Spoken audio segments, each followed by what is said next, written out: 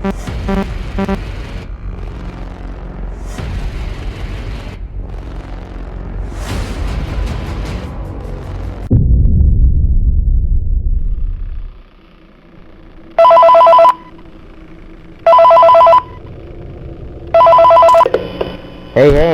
welcome to Joe's Nightmare Attraction. I gotta tell you, things and some history about this place. So to get started, this is a horror attraction. Yeah. This place is a remodel of the old Joe's and Toxic's Diner. Yeah, that place is the old diner of the 60s.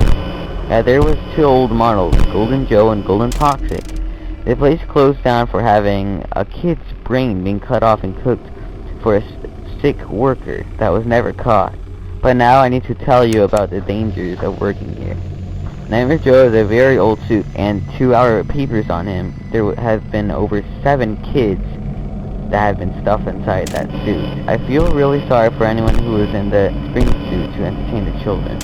Nightmare Joe is very random. He moves when he feels like it, and when I walk by him, I get this really weird feeling like if I'm being watched. He's very haunted, and he can mess with you where he is. So you must watch where he is and listen for the footsteps. He can be a bit of a troll, you know. But because of the last time someone opened up the attraction a few years back, that one pizza place, I think it was called Fazbear'S Horror Diner or something like that. Yeah, Joe put a kid and the kid was killed. The police came and stuff, but they never found the guy who did it. So yeah, now back to defending yourself. Nightmare Joe may go into the vents.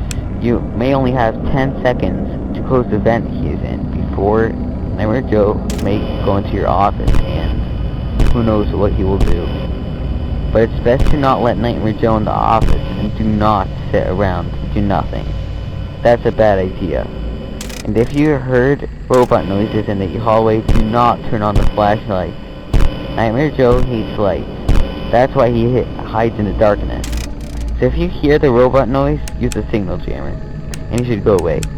The only thing about using the signal jammer is that it corrupts the flashlight for about 10 seconds. But if you don't hear any robot noise, you should listen for 10 seconds, and if you don't hear, then you should be fine. If he runs to one of the rooms when you flash the flashlight, you should be safe for a little bit. Oh, and do not leave the flashlight on for too long, because the batteries we bought were cheap and crappy. So if your flashlight goes dead, Nightmare Joe may come in your office, and yeah. It's best to only use a flashlight if you've heard stuff.